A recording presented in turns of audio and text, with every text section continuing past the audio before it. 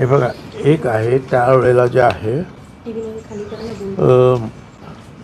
काही लोकांना जे फॉर्म भरण्याचे सुद्धा, कारण अनेक अशिक्षित महिला वगैरे आहेत, त्यांना त्यांच्यापर्यंत ही योजना गेली पाहिजे, त्याच्यासाठी काही फॉर्म भरण्यासाठी सुद्धा काही यंत्रणा लागली होती कामाला आणि त्यांना त्याचे सुद्धा काही मोबदला मिळत होता.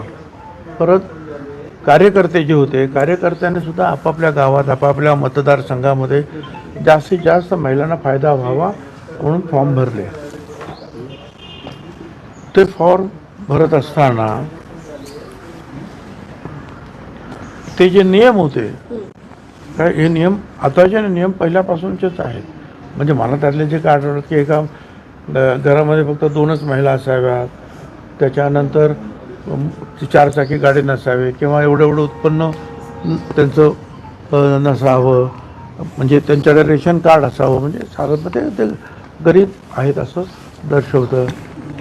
तर या अशा अनेक काही गोष्टी होत्या त्याच्यावर, त्या अटी, त्याच्याकडे दुर्लक्ष करण्यात आलं. आणि मग त्यावेळेला जे आहे ते पैसे पण मिळाले लाडकी बहिणींना.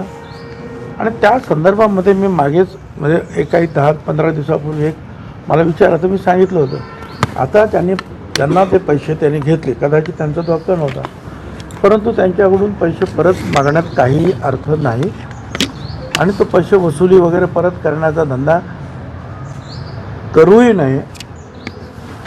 तर काही लाखामध्ये ती संख्या असेल. एवढंच आहे की सरकारनं वेगवेगळ्या जाहिरातीच्या माध्यमातून की बाबा झालं ते संपलं, पण आता यापुढे सुद्धा हे आमच्या अटी आहेत, ह्या अटीच्या मध्ये बसत असेल तरच तुम्ही ह्या लाडक्या बहिणीच्या मदतीचा स्वीकार करावा, अन्यथा स्वयंस्फूर्तीनं जे आहे त्याग करावा. असं काहीतरी एक केलं पाहिजे. पण एक जण एक म्हणतो, एक जण म्हणतो वसूल करणार, एक म्हणतो नाही वसूल करणार, एक म्हणतो काय काय काय.